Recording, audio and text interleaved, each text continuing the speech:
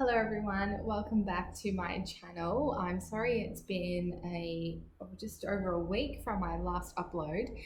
It's been crazy with work and just life in general. Yeah, I've hoped to be able to come back to this sooner. I've been wanting to run these videos mostly weekly and trying to get as many reviews of the Booker Shortlist 2020 before the announcement date on the 18th or 19th. I think it'll be the 19th for us here in Australia because we are ahead. Yeah, it will hopefully mean that I can get all these videos in a much sooner and quicker rate. I may have to do a couple of books in one video over the next couple of weeks so that I can make sure that I fit them all in before the announcement, because yeah, this is the main reason why I wanted to start this. And of course, after the Booker 2020, I will definitely be doing reviews on other books as well, and book hauls, and just general book chit chat. So yeah. And so today is definitely one that I know a lot of you have been really keen to hear me put out my review for, which is Burnt Sugar by Avni Doshi. And I did some research on Avni, and this is definitely a very impressive debut novel, and I can definitely see why it was shortlisted for the Booker Prize. It's incredibly emotive, and there has been a lot of discussion about the mother-daughter relationship that this book is about. And leading up to reading it, I had super high expectations because it was so well received for so many people, and there are a number of booktubers out there who rave about this book, rave and love this book. So I was really expecting to love it myself, because generally this kind of discussion with relationships, in particular mother-daughter, are ones that I'm so interested in and really love, just seeing how authors and writers explore that general relationship. So it was a very well wrapped up book before I even started it. So, and what I came to understand was this was originally published with the title Girl in White Cotton Dress, I'll have to correct that. But yes, I thought this was going to be probably my favorite book out of the six shortlisted novels. So I had high expectations. I was not as happy and impressed with this book as I was hoping to be. And I know so many of you will be like, no, Mel, why don't you like this? But I've really just struggled to connect with the characters.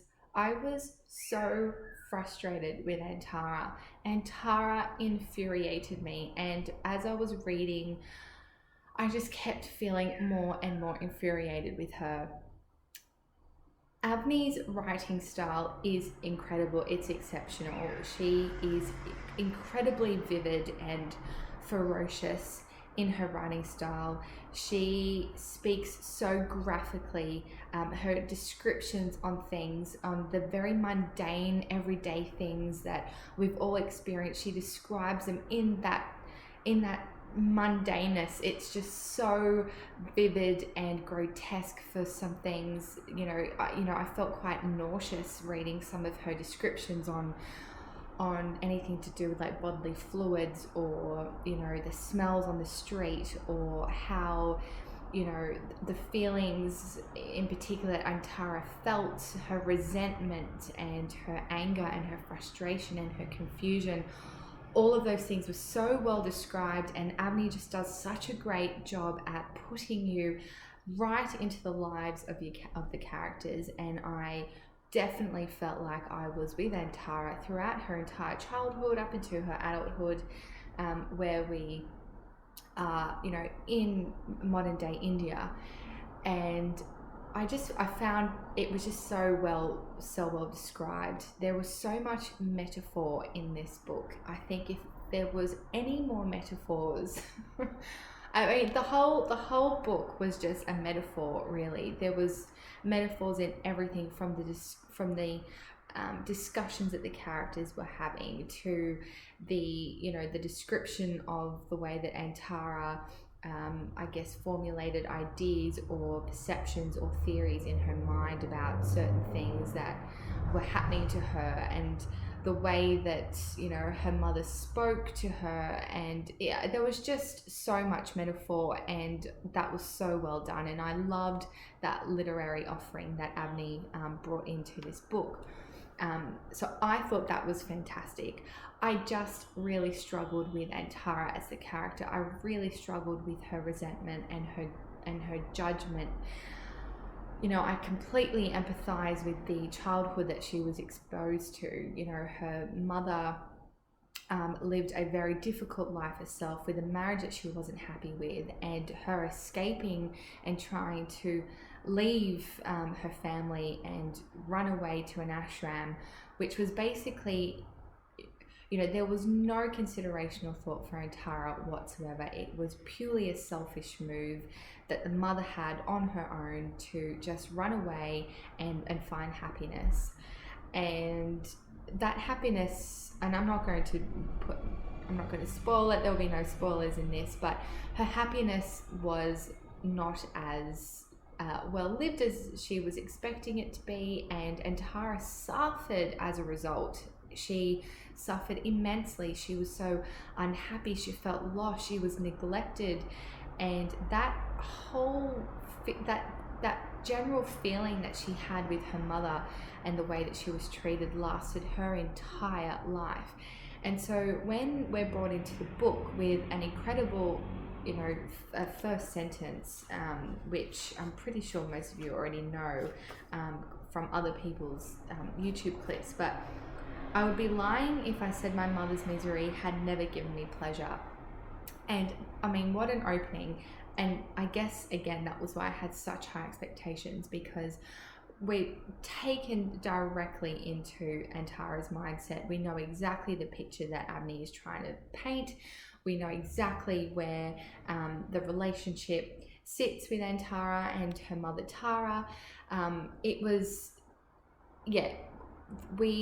We understand that there is a complexity with Tara and Antara, and again, even then, those names, I mean, another metaphor in terms of how her mother's name was Tara and Tara's name is Antara. There was Antara's issues in her whole life, and throughout this whole book, was about her needing to identify herself separately from her mother. She felt that her identity was just so misconstrued with her mother's identity, and the fact that her name resembles even her mother's name is just, in itself a very difficult, problem to have as a daughter who's trying desperately to differentiate herself from her mother.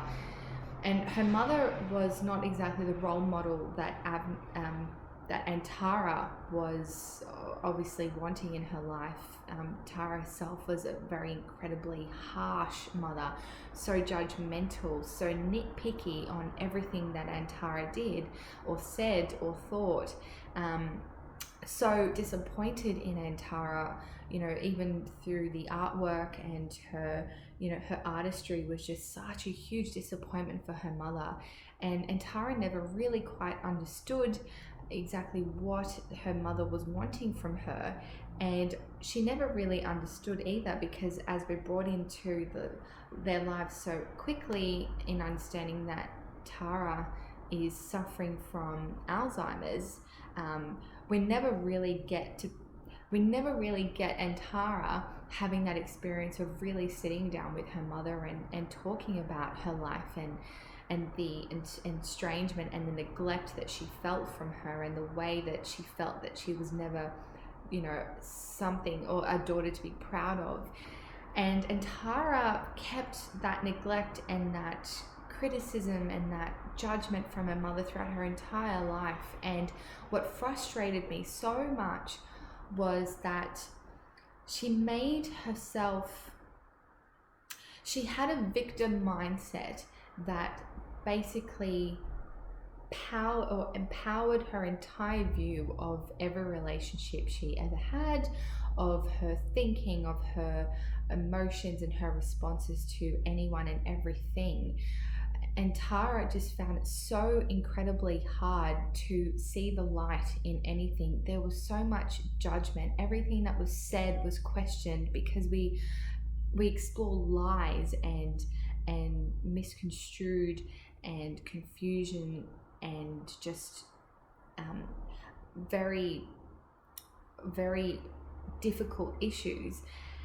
And yes, Antara had a terrible childhood, and her mother neglected her and fled to the ashram and left her with another woman to look after her. But you know, she's gotten older and she's now met you know, her husband, and you know, even that relationship is just so dire, it's so hard. There was no passion there. It basically fizzled out.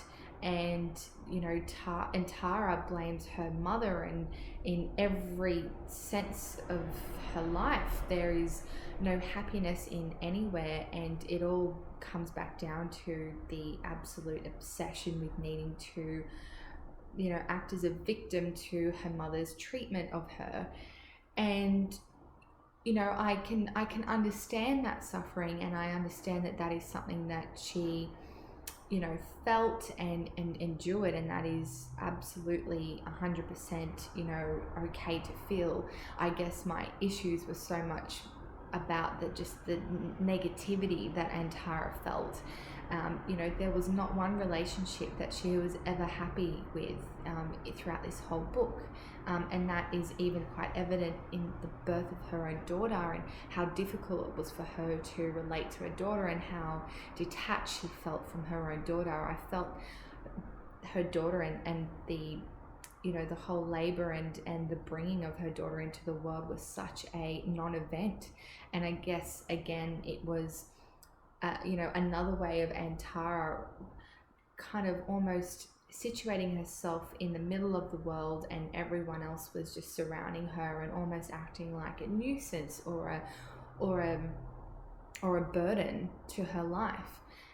But she didn't know what else to do. The only proactive thing she did was to, you know, go to the doctor and try and understand the issues and the medical situation that her mother was in, and the types of treatments that she was, you know, that were available to help her.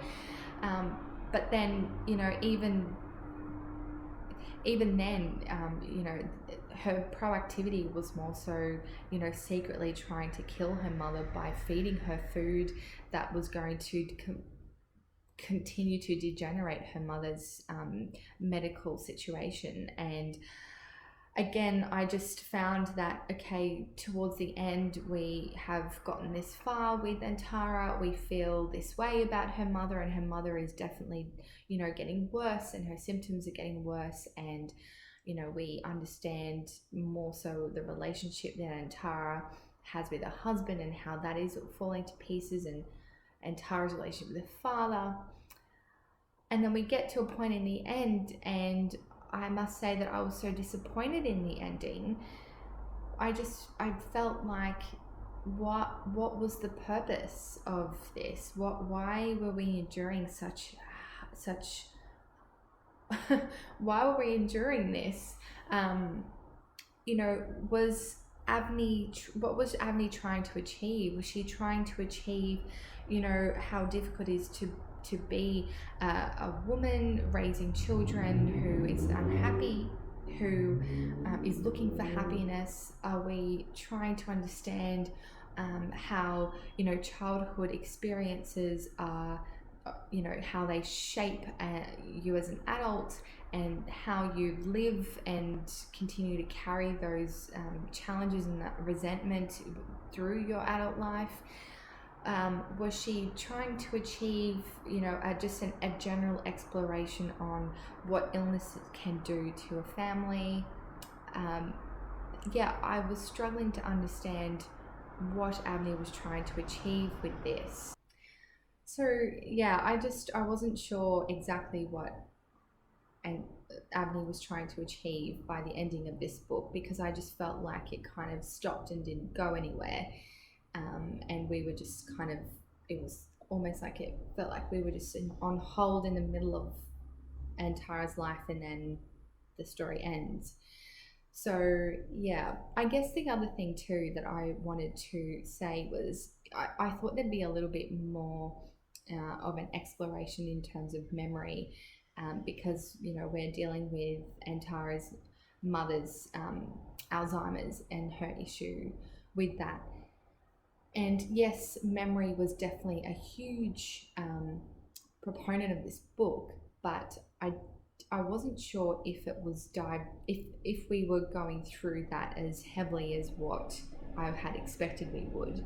I guess the main concern with memory that we had here was that Antara's mother questioned everything that Antara said to her as being false or insignificant, or that the event did not occur.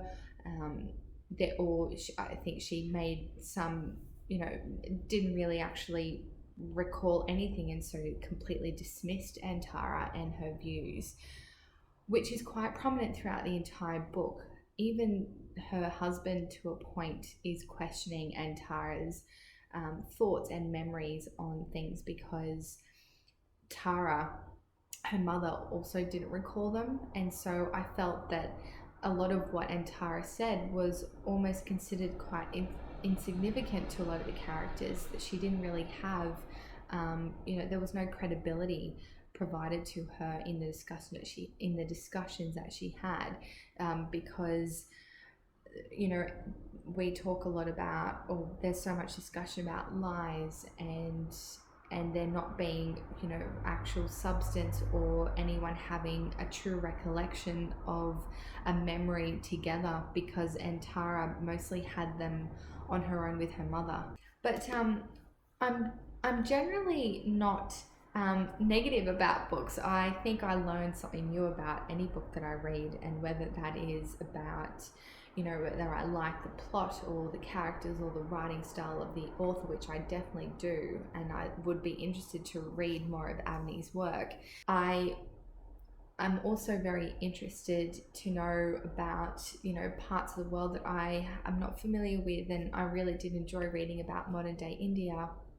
I have not read any books on that, on modern India, so it was really good to get some insight into the town, the community, the people, and the general culture, which I found really quite interesting. And yeah, I would say out of 10 I would give this a 5. just to round up, it was a book that I was coming in with really high expectations, and I just was really disappointed in the book itself. Her writing is fantastic. She is definitely someone I'd love to read more of, but I just found that I really struggled to understand what the purpose of this book was, what Avni was trying to achieve. And I guess I was really quite frustrated with Antara and Tara, the characters. I just felt there was so much negativity, which I generally can appreciate very well in novels. In this one, I just found it really hard to appreciate. So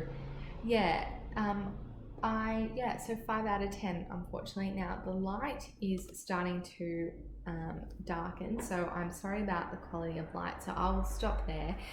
But my next review will be on Sugar Bane, and depending on the time frame that I'm able to make that recording, I might need to also add the Shadow King to that as well, so it could be a duo review. But anyway, please let me know what you think about my reviews, and like this video, because it really helps to let me know that you're enjoying the content. And please subscribe to my channel as well. I really enjoy reaching out to viewers and people that love reading as much as I do. That was the whole reason why I've joined the YouTube community. And yeah, I will be seeing you in my next video. Bye.